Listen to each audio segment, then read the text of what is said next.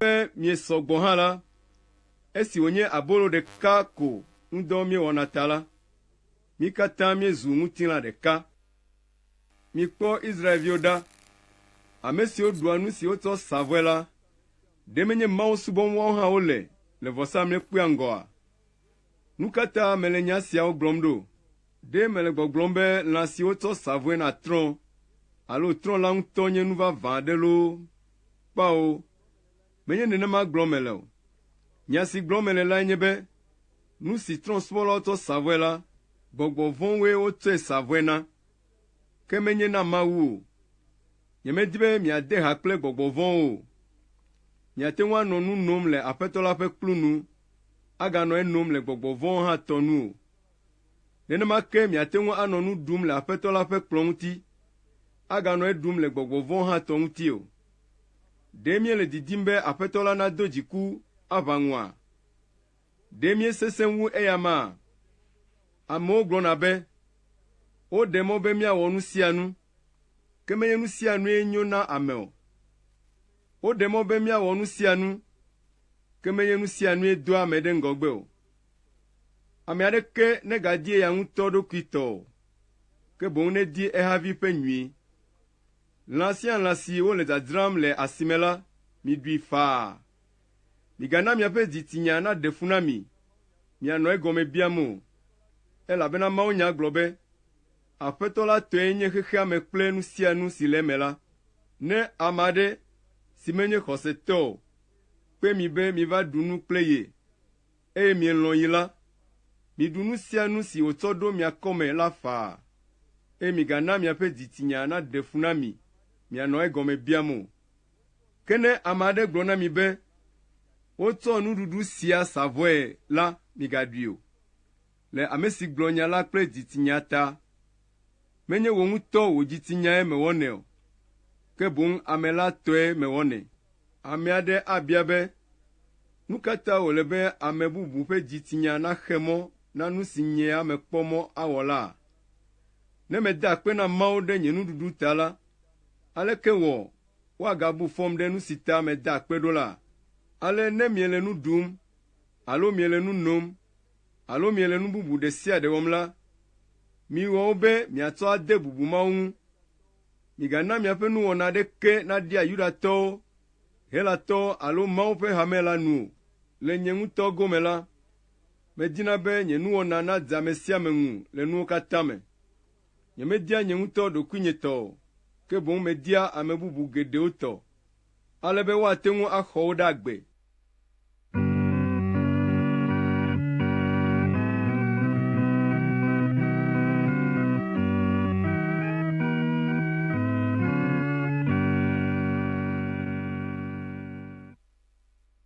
Korintotɔwo ƒe agbalẽ gbãtɔ tawi ɖeke. Mikpɔ nye nuwɔna miawɔ abe ale si nye hã mekpɔa Kristo tɔ wɔna la ene. Mekafu mi, elabena mieɖo ŋku dzinye le nu sia nu me.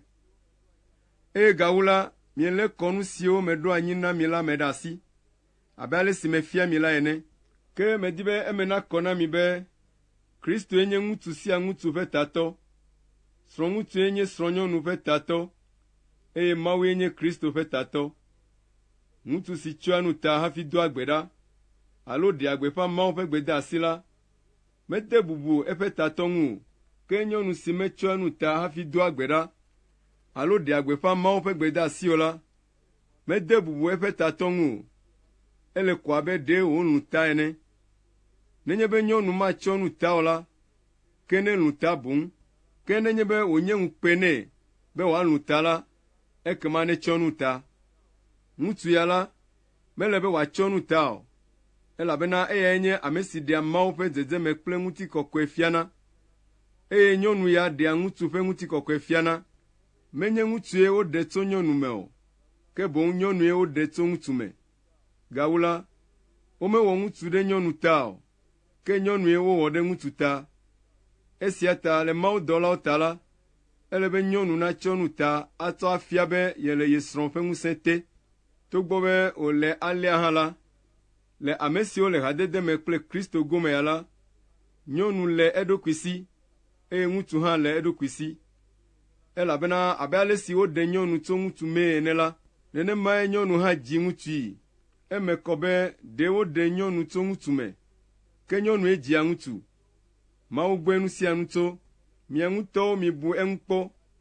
Esɔ be nyɔnu naɖe nu le ta hafi ado gbe ɖa.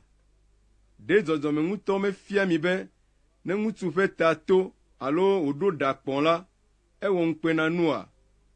Evɔ ne nyɔnu ya ɖo ɖa la, atsyɔnu wònye nɛ, elabena ɖewo nɛ be wòatsɔ aɖo atsyɔe. Ke ne ame aɖe di be yeaʋli nya sia la, medi be wòanya be nyemelɔ̃ ɖe wɔna bubu aɖeke dzi wu esia o. Nenema ke Mawu ƒe hamewo hã melɔ̃ ɖe bubu aɖeke dzi o.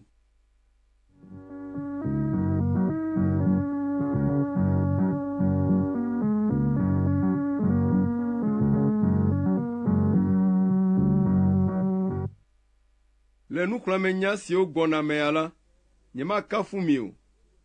Nu si tae la nye bena, ne miekpe ta be yewoasubɔ Mawu la, nu vɔ̃ɖi siwo yia edzi le mia dome la sɔgbɔ wu nu nyuiwo. Gbã la, mese be ne miekpe ta la, memama le mia dome. Mexɔ nya sia dzi se le go aɖe me, elabena ele be memama nanɔ mia dome godoo, ale be ame siwo nye nyateƒetɔwo le mia dome la nadze ƒãa. Ne miekpe ta la, menye Aƒetɔ la ƒe nuɖuɖu kɔkɔe la mieɖuna o. Ne mieva kpe ta la, ame sia ame doa ŋgɔ dia eya ŋutɔ ƒe nuɖuɖu dzi ɖuna.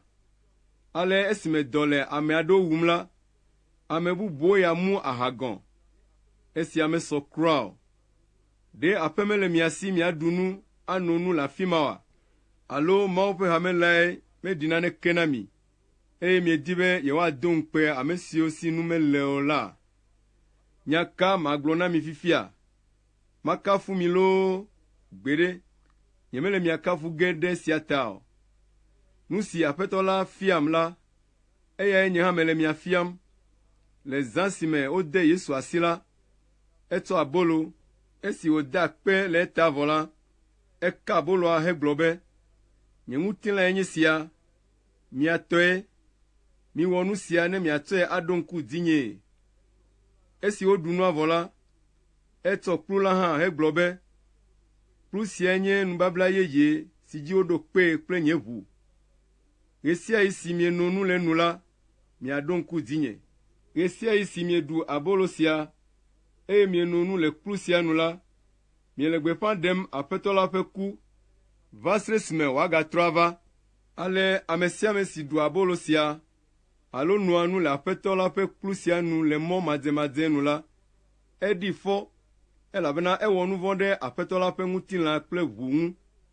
Ame sia ame nedzre eɖokui me kpɔ nyuie hafi wòaɖu abolo sia, eye wòano nu le kplu sia nu, elabena ame si mebua Aƒetɔ la ƒe ŋutilã ŋu kpɔna nyuie hafi ɖua aboloa, eye wònoa nu le kplu la nu la, nu si woɖu kple nu si wono la, hea ʋɔnudɔdrɔ̃ va edzi.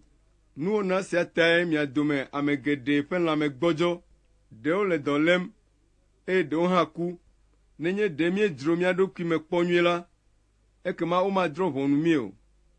Ke ne Aƒetɔ la drɔ̃ ʋɔnu mí la, ekema ele mía ɖɔm ɖo, bena womagabu fɔ mí kpakple ame siwo menye xɔsetɔwo o la ɖekae o. Eya ta nɔvinyewo, ne miekpe ta be yewoaɖu nua la, milala mia nɔewo. Ne dɔ le ame aɖe wum la, neɖu nu le aƒe me.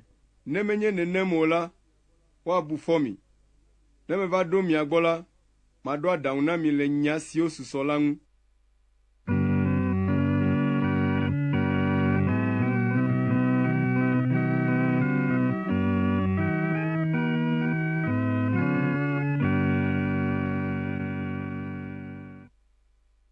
Korintitɔwo ƒe agbalẽ gbãtɔ ta 12. Nɔvinyewo, le gbɔgbɔmenunanawo gome la, nyemedi be naneke naɣla ɖe mi o. Mienya be esi mienye trɔ̃subɔlawo la, wokplɔ mi trae yi ɖe trɔ̃ siwo meƒoa nu o la gbɔ, eye wowɔ dɔ ɖe mia dzi hã. Eya ta medi be eme nakɔ na mi, be ame si me Mawu ƒe gbɔgbɔ la le la, mekea nu gblɔna be ne ɖi Yesu ŋu kpekpekpe o. Eye ame si me gbɔgbɔ kɔkɔe la le la, koe ate ŋu agblɔ be Yesue nye Aƒetɔ. nunana vovovowo li, ke gbɔgbɔ ɖeka ma koe na nuawo. Subɔsubɔdɔ vovovowo li, ke aƒetɔ ɖeka ma koe míesubɔna. Dɔwɔna ƒomevi geɖewo li, ke Mawu ɖeka ma koe doa ŋusẽ amewo wowɔa wo katã. Woɖea gbɔgbɔ la ƒe dɔwɔna ɖe go le ame sia ame me, be wòaɖe vi na amewo katã. Woto gbɔgbɔ la dzi na ale si woaƒo nu nunyatɔe la ame aɖe.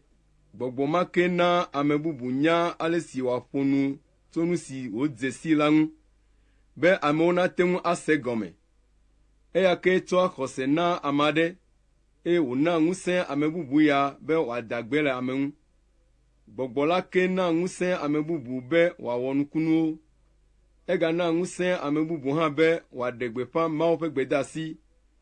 Ke ena ŋusẽ ame bubu ya be wòanya vovototo le gbɔgbɔ vovovowo dome. Gbɔgbɔ la ke na ŋusẽ ame bubu be wòagblɔ gbe vovovowo, eye wòna ŋusẽ ame bubu ya be wòaɖe gbe vovovowo gɔme. Gbɔgbɔ ɖeka ma koe wɔa dɔ siawo katã, eye wòma nunanawo na ame sia ame ɖekaɖekae abe ale si dze eŋu la ene.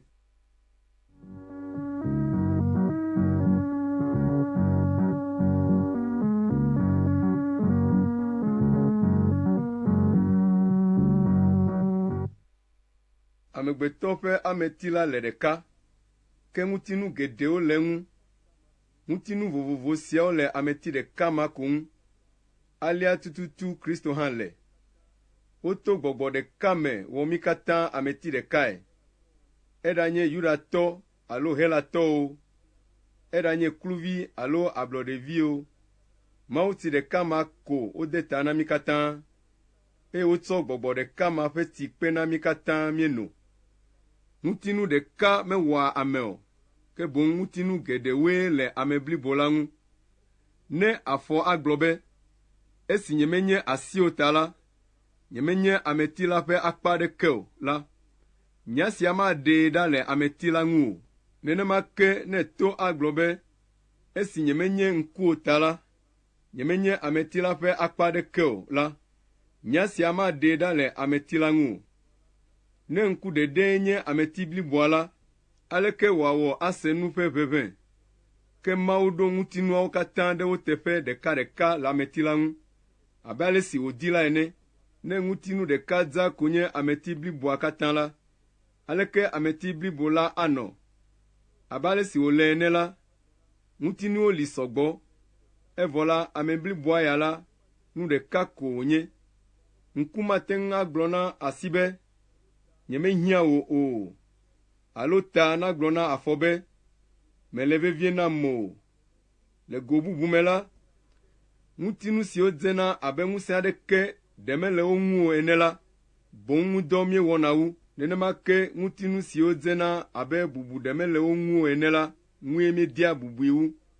Esiwo menya kpɔna o lae míeɖoa atsyɔ̃ tɔxɛ na, eye míegblẽa akpa siwo nya kpɔna ya ɖi. Ke Mawu trɔ asi le ameti la ŋu ale gbegbe be wòna bubu tɔxɛ akpa siwo le beli la wu. Ewɔ esia bene memama naganɔ ŋutinuawo dome o, ke boŋ be ɖe sia ɖe natsɔ beléle ma ke na nɔvia. Ne ŋutinu ɖeka se veve la, mamlɛawo katã sea veve kplii. Nenema ke ne wode bubu wo dometɔ ɖeka ŋu la, bubuawo katã kpɔa dzidzɔ kplii. Azɔ la, Kristo ƒe ametie mi katã mienye, eye mia dometɔ ɖe sia ɖe nye eƒe ŋutinu vovovoawo dometɔ ɖeka. Mawu ɖo amewo ɖe hamea me ale: gbã amedɔdɔawo, evelia Mawu ƒe gbeƒãɖelawo, etɔ̃lia nufialawo, emegbe nukunuwɔlawo, gbedalawo, kpeɖeŋutɔwo, kplɔlawo kple gbe vovovowo gblɔlawo. Menye ame sia amee nye Mawu ƒe gbeƒãɖela o ɖe. Menye ame sia amee nye nufiala o ɖe. Menye ame sia amee nye nukunuwɔla o ɖe. Menye ame sia amee wona dɔyɔyɔ ƒe ŋusẽ o ɖe. Menye ame sia amee te ŋu gblɔa gbe vovovowo o ɖe. Menye ame sia amee te ŋu ɖea gbegbɔgblɔwo gɔme o ɖe. Miti amenuveve nunana siwo kɔ wu la yome. Fifia la, mafia nu si ƒo ɖe sia ɖe ta la mi.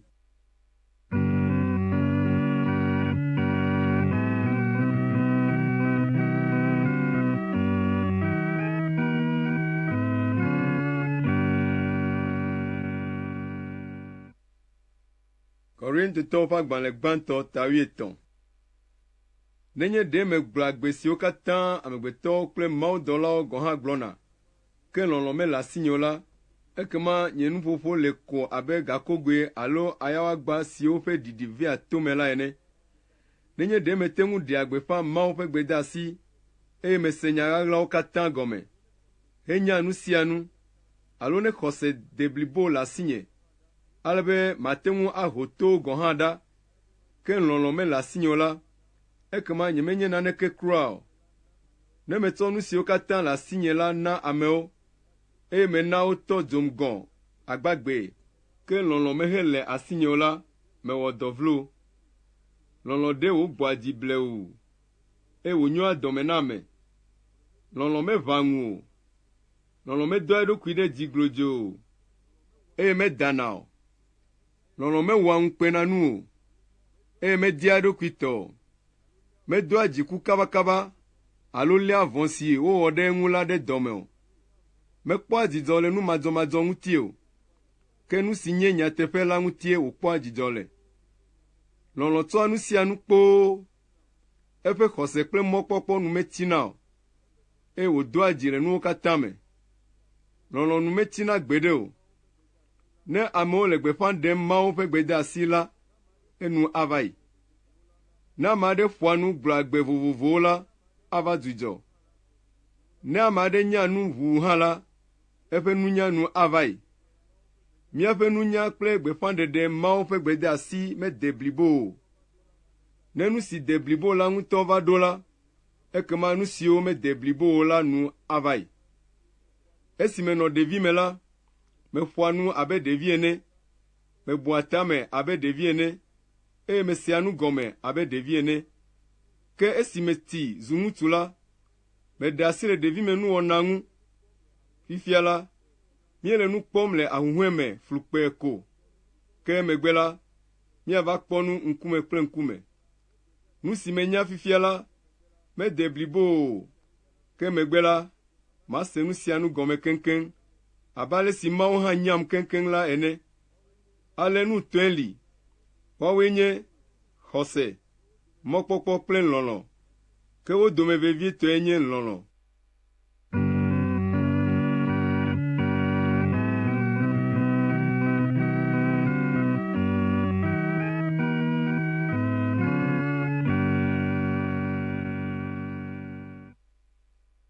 Korintotɔwo ƒe agbalẽ gbãtɔ ta 14.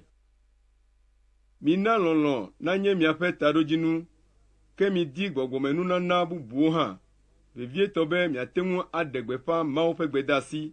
Ne ame aɖe ƒoa nu ɖe gbe si ke ame aɖeke mese o me la, eƒoa nu na Mawu ɖeɖe ko, ke menye na amewo o, elabena ame aɖeke mesea nya si gblɔm wòle la gɔme nɛ o. Togbɔ be nya siwo ɣla ɖe gbɔgbɔ la me la ŋue wòƒoa nu tsoe hafi. Ke ame si ɖea gbeƒã Mawu ƒe gbedeasi ya ƒoa nu na amewo be ne woati ɖe dzi. Edea dziƒo na wo, hefa akɔ na wo. Ame si ƒoa nu ɖe gbe si ke ame aɖeke mese o me la, kpena ɖe ya ŋutɔ ɖokui ko ŋu.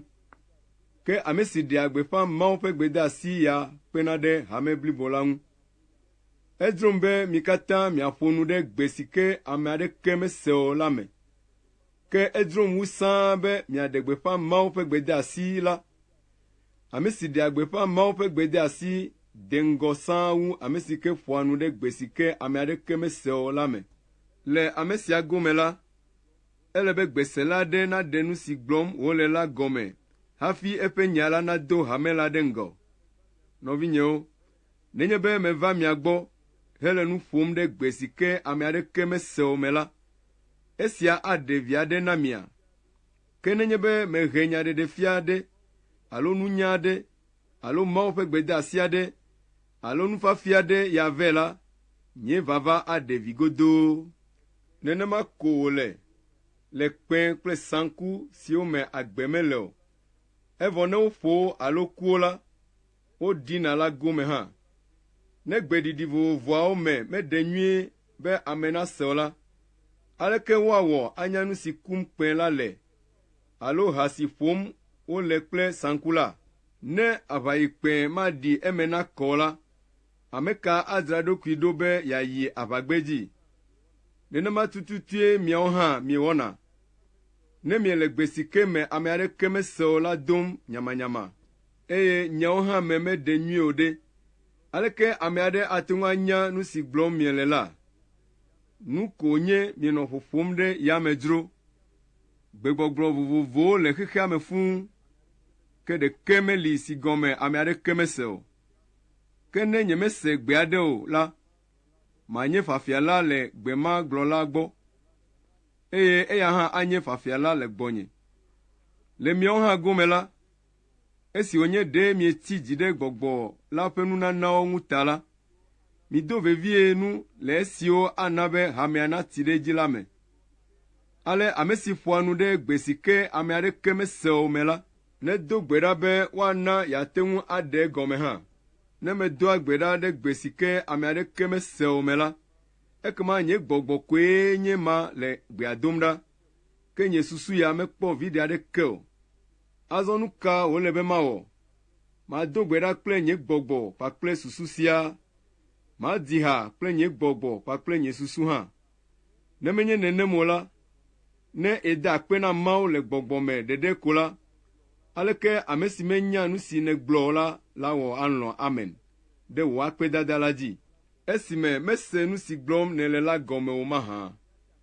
Eme kɔ be ɖewohĩ anya de akpe nyuie ta, ke meɖe vi na ame bubu aɖeke o. Meda akpe na Mawu be meƒoa nu ɖe gbe si ke ame aɖeke mese o la me wu mi katã. Gake le sɔleme la, enyo nam sãa be magblɔ nya atɔ̃ ɖeɖe ko kple nye susu atsɔ afia nu amewoe, wu be magblɔ nya akpe ewo ɖe gbe si ke ame aɖeke mese o la me. Nɔvinyewo, miganɔ ta me bum abe ɖeviwo ene o. Le nu vɔ̃ɖi wɔwɔ me la, minɔ abe vidzĩwo ene baa, ke mibu ta me ya abe ametsitiwo ene. Woŋlɔe ɖe segbalẽa me be, maƒo nu na dukɔ sia to gbe bubu gblɔlawo kple amedzrowo dzi, ke ema gɔ̃ hã mana woaɖo tom o.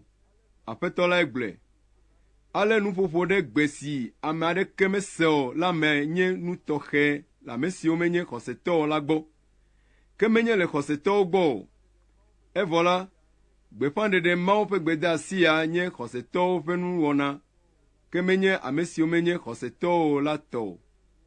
Eya ta nenye be hame bliboa va kpe ta, eye wole nu ƒom ɖe gbe si ke ame aɖeke mese o me la, ne ame siwo mele hamea me o, alo ame siwo menye xɔsetɔwo la va ge ɖe eme la, ɖe womagblɔ be miedze aɖaʋa oa?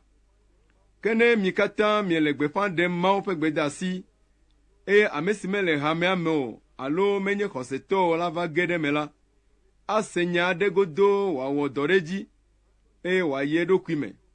Atsɔ nya si wose la adrɔ̃ ʋɔnu eɖokui, eye nu siwo wòɣla ɖe eƒe dzi me la adze go. Atsɔ mo anyi asubɔ Mawu agblɔ be, nyateƒe Mawu le mia dome.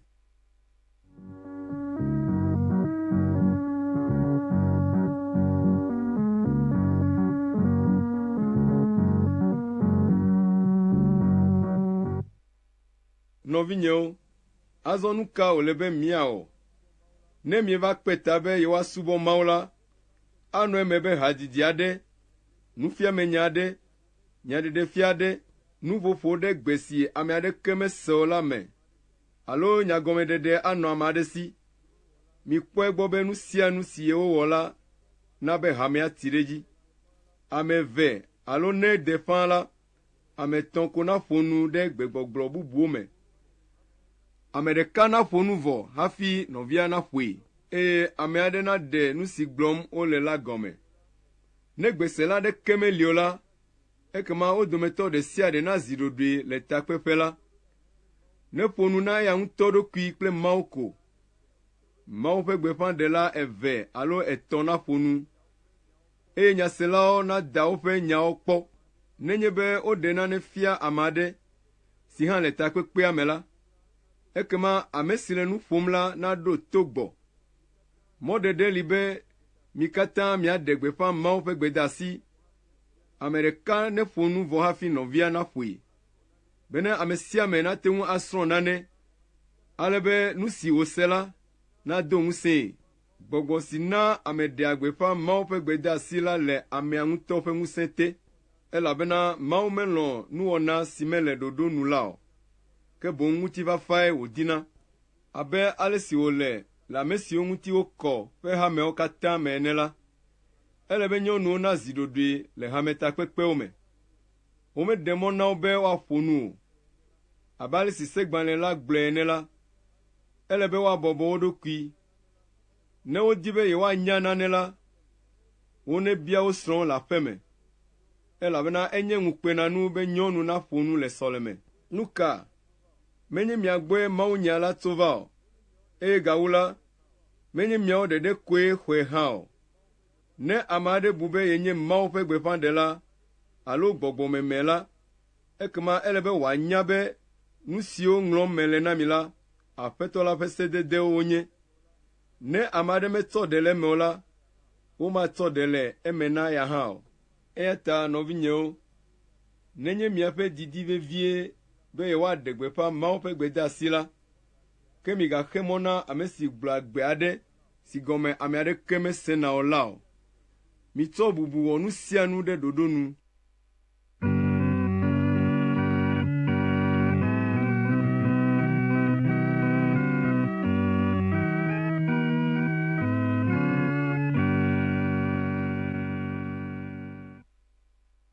Korintetɔwo ƒe agbalẽ gbãtɔ ta 15.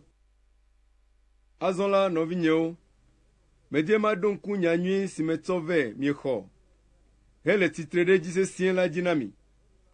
Ne miele eme ɖe asi sesĩe la, woaxɔ mi ɖe agbe. Ne menye nenem o la, ekema ɖeko miexɔe se dzodzro. Nuvevitɔ si wofiam, eye nye hã mefia mi lae nye be, Kristo ku ɖe míaƒe nu vɔ̃wo ta, abe ale si mawunya gblɔe ene. Woɖii, eye le ŋkeke etɔ̃a gbe la, wofoe ɖe tsitre tso ame kukuwo dome le mawunya nu. Eɖe eɖokui fia Kefa, emegbe la ame 12 kpɔe. Ema yome la, nɔvi siwo ƒe xexlẽme wu 500 sɔŋ kpɔe zi ɖeka. Togbɔ be nɔvi siawo dometɔ geɖe ku hã la, wo dome akpa gãtɔ gale agbe. Emegbe Yakobo kpɔe, eye ame dɔdɔwo katã hã kpɔe. Mlɔeba la, nye ame si le abe vidzĩ si ƒe ŋkeke mede hafi wodzi o ene la hã mekpɔe. Le nyateƒe me la, nyee nye suetɔ kekeake le ame dɔdɔawo dome. Nyemedze be woayɔm be ame dɔdɔ gɔ̃ hã hafi o, elabena meti Mawu ƒe hame la yome. Ke Mawu ve nunye meva zu nu si menye, eye ale si wòve nunye la, mezu dzodzro o, ke boŋ meva wɔ dɔ wu ame dɔdɔawo dometɔ ɖe sia ɖe. Le nyateƒe me la, menye nye ŋutɔe wɔ dɔa o, Mawue ve nunye, eya ta eɖanye nyee o, woawoe o, gbeƒã ma ko ɖem miele, eye eya die miexɔ se.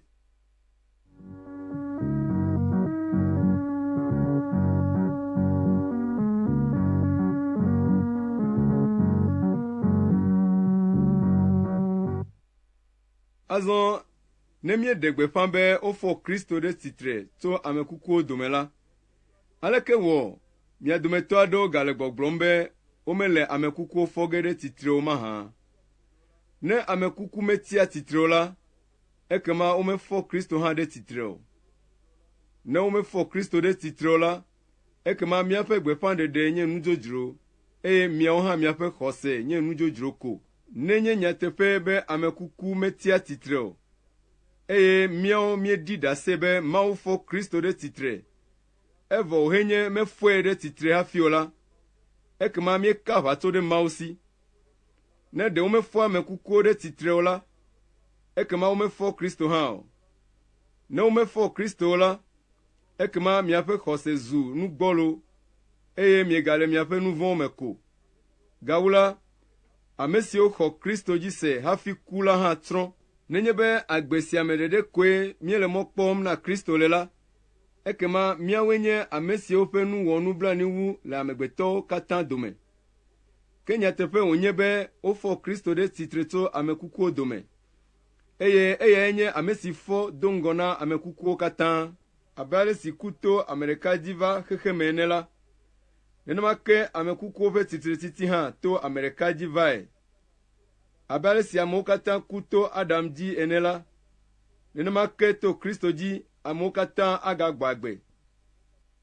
Ke woafɔ ame sia ame ɖe titre le eya ŋutɔ ƒe ɖoɖo nu.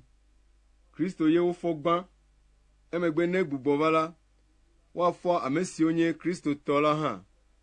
Ekema nuwu la aɖo, eye woagbugbɔ fiaɖuƒe la ana Mawu, Fofo la. Do ŋgɔ la, Kristo atrɔ dziɖulawo, amegbetɔwo ƒe ŋusẽwo kple gbɔgbɔme ŋusẽ ɖe sia ɖe ƒomevi, elabena ele be Kristo naɖu dzi, va se ɖe esime Mawu natsɔ eƒe futɔwo katã ade ya Kristo ƒe afɔte. Kue nye futɔ mamlɛtɔ si trɔ ge wòala. Mawunya gblɔ be, etsɔ nuwo katã de eƒe afɔte. Ne wogblɔ be nuwo katã la, eme kɔ ƒãa be Mawu, ame si ŋutɔ tsɔ nuwo de Kristo ƒe afɔte ya la, mele eme o. Azɔ ne wotsɔ nuwo katã de Kristo ƒe dziɖuɖu te vɔ la, ekema woabɔbɔ vi la ŋutɔ hã ɖe Mawu, ame si tsɔ nuwo katã de te la te, ale be Mawu ɖeka ko naɖu nu sia nu dzi. Ɖe mele nenema o la, ekema nu ka tae amewo nana wodea mawutsi ta na wo ɖe ame kukuwo nu ɖo? Ne womele ame kukuwo fɔ ge ɖe tsitre kura o la, nu ka tae woanɔ tsi dem ta na amewo ɖe wo nu?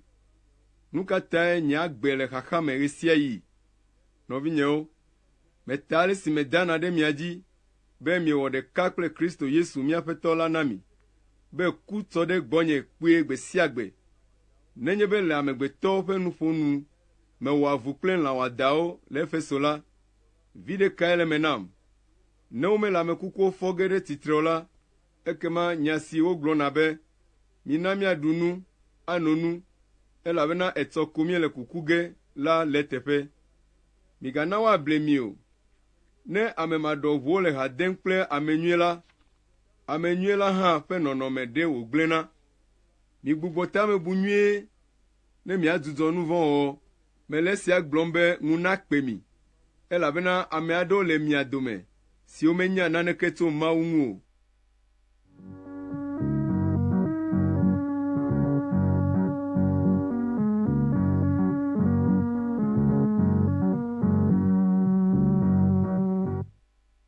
Ke ame aɖe abia be, aleke wole ame kukuwo fɔ ge ɖe tsitre, eye ŋutilã ka ƒomevi menɔ ge woala mahã? Wo movitɔ, ɖe menye bena nuku si nèƒã la megagbɔ agbe o, negbe ɖe wòku hafi oa? Menye nu si le titi ge la ƒomevie nèƒãna o, ke boŋ eƒe ku sue aɖe abe bliku alo ati bubu aɖe ƒe ku ene ye. Mawue tsɔa nɔnɔme si wòlɔ̃ la na eku si woƒã la. Nuku ƒomevi ɖe sia ɖe kple ale si wòava nɔ le eƒe titime lae li. Ŋutilãwo katã mesɔ o. Amegbetɔ ƒe ŋutilã li. Nenema ke lã fɔnewo, xewo kple tɔmelãwo hã tɔ li. Ɖe sia ɖe kple tɔ. Dziƒonuwo ƒe ŋutilã li, eye anyigbadzinuwo tɔ hã li. Ke dziƒonuwo ƒe ŋutikɔkɔe kple ale si wonya kpɔnɛ la, to vovo tso anyigbadzinuwo tɔ gbɔ. Ale si ɣe nya kpɔnɛ la, to vovo tso ale si ɣleti nya kpɔnɛ la gbɔ. Nenema ke ɣletiviwo tɔ hã to vovoe. Le ɣletiviwo gome gɔ hã la, ale si ɖe sia ɖe klẽnae la, to vovo tso nɔvia tɔ gbɔ. Alea pe ame kukuwo ƒe titretiti hã la nɔ. Ne woɖi ŋutilã ɖe tome la, egblẽna.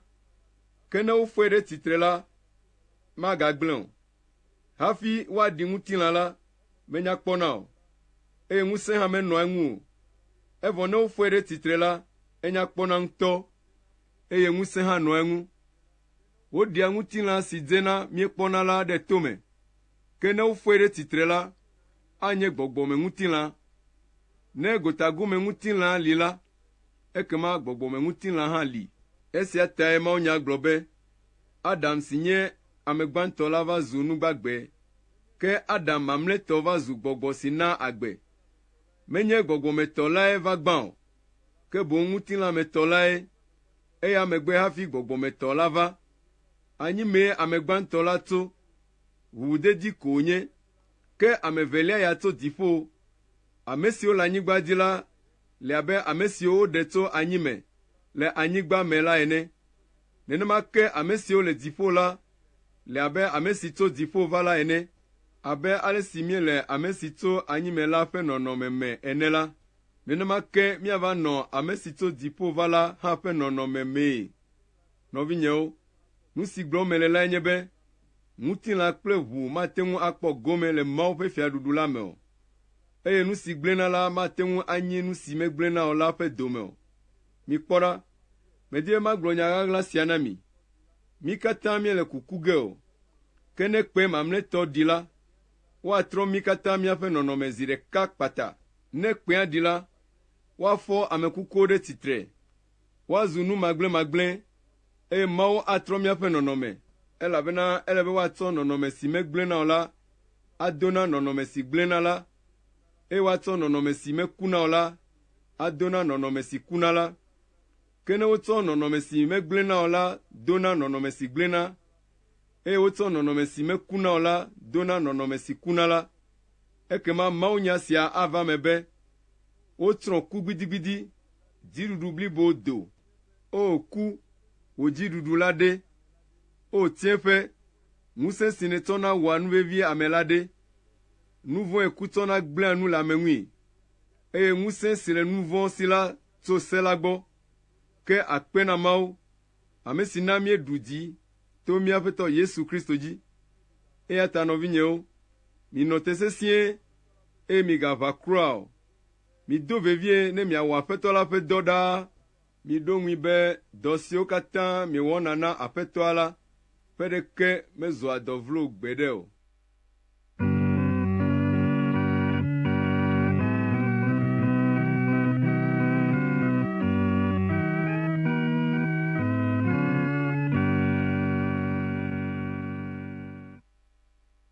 Korintetɔwo ƒe agbalẽ gbãtɔ tawi ade. Le nudzɔdzɔ na xɔsetɔ bubuwo gome la, miwɔe abe ale si meɖo na hame siwo le Galatia nutoa me la ene. Kɔasiɖagbe sia kɔasiɖagbe la, ame sia ame neɖe ga home aɖe tso nu si wòkpɔ tso eƒe dɔwɔnawo me la dzra ɖo. Ale be mahiã be mava ɖo hafi mianɔ nu dzɔm o. Ne meva ɖo la, maŋlɔ agbalẽ ade ame siwo miatia la si, bena woatsɔ miaƒe nunanawo ayi Yerusalem. Ne ehiã be nye ŋutɔ mayi la, ekema ameawo azɔ kplim.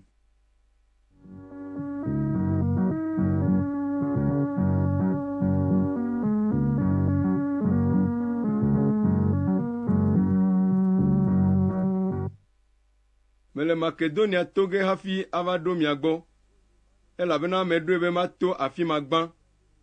Ɖewohĩ manɔ mia gbɔ ʋɛe alo manɔ mia gbɔ le vuvɔŋɔli la gɔ̃ hã, ale be miate ŋu ado mɔm ne maɖo ta afi si wòle be magayi la.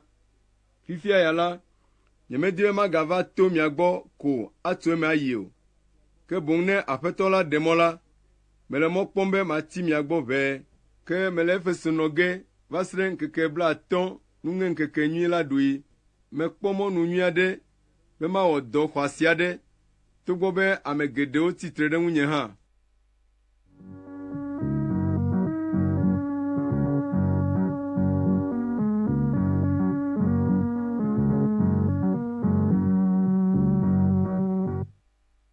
Ne Timoteo va ɖo la, mikpɔe gbɔ be eƒe dzidzeme le mia dome, elabena Aƒetɔ la ƒe dɔa ko wɔm eya hã le abe nye ke ene, eya ta ame aɖeke megakpɔe ame wodzoe o.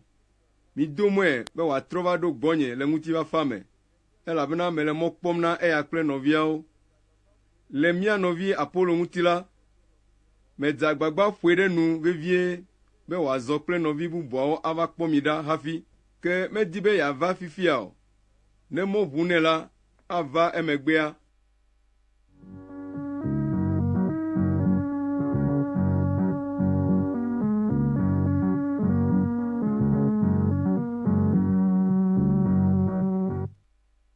Minɔ ŋudzɔ, eye milé nu si dzi miexɔ se la me ɖe asi sesĩe. Miwɔ kalẽ, eye misẽ ŋu. Miwɔ nu sia nu kple lɔlɔ̃. Azɔ la, nɔvinyewo, mexɔe se be mienya nu tso Stefana kple eƒe aƒe la ŋuti. Woawoe nye ame gbãtɔ siwo trɔ dzime le Axaya nuto me, eye wotsɔ wo ɖokui ke faa be yewoasubɔ ame siwo ŋuti wokɔ la. Mele kuku ɖem na mi be miaɖe mɔ faa be ame siawo tɔgbi kple ame bubu siwo hã wɔa dɔ le hamea me, kple siwo kua kutri kpena ɖe mia ŋu la, nakplɔ mi. Mekpɔ dzidzɔ be Stefana, Fortunato kple Achaiko va ɖo dedie, elabena wole mia teƒe le afii. Wona nye kple miawo sia ƒe dzidzeme. Mide bubu ame siawo tɔgbi ŋu. Ame siwo le Asia la do gbe na mi nyuie. Aquila kple Priskila kpakple hame si kpea ta le woƒe me la do gbe na mi nyuie. Esi miewɔ ɖeka kple Kristo ta, nɔviawo katã do gbe na mi hee. Mido gbe na mia nɔewo, eye ame sia ame nana asi nɔvia lɔlɔ̃tɔe. Nye Paulo ŋutɔe tsɔ nye asi ŋlɔ gbedoname sia le ɖoɖom ɖe mi. Ame si melɔ̃ Aƒetɔ la o la, neɖi eŋu kpekpekpe. Mía Aƒetɔ, va. Aƒetɔ Yesu neve mia nu. Nye lɔlɔ̃ nenɔ kple mi ame siwo katã wɔ ɖeka kple Kristo Yesu la. Amen.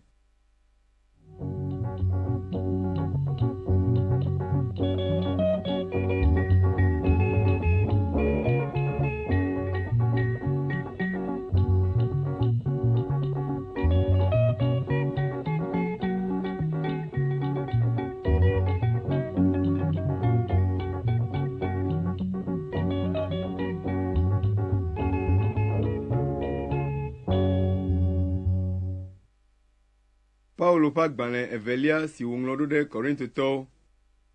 Korintotɔwo ƒe agbalẽ evelia tagbã. Agbalẽ sia tso nye Paulo, Kristo Yesu ƒe amedɔdɔ kple mía nɔvi Timoteo gbɔ. Mawu ƒe didie wònye be meva zu amedɔdɔ. Míele ŋlɔm ɖo ɖe Mawu ƒe hame si le Korintio kple Mawu ƒe ame siwo katã le Axaya nuto blibo la me. Mawu mía Fofo kple mía Aƒetɔ Yesu Kristo neve mia nu, eye woana ŋutiva fa mi.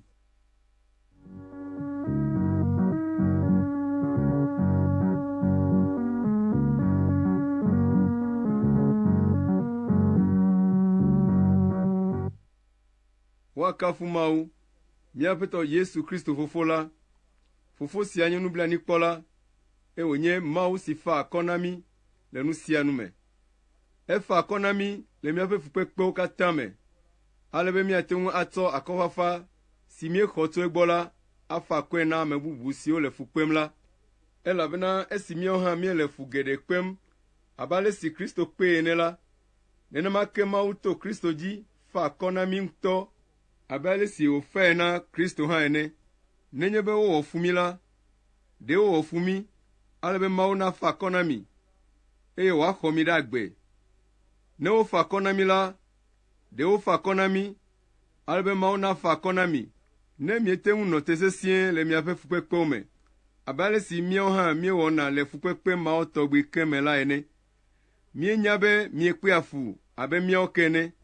Míaƒe mɔkpɔkpɔ si naneke mate ŋu aɖe ɖa o lae nye bena woafa akɔ na mi, abe ale si woafae na míawo hã ene. Nɔviwo, míedi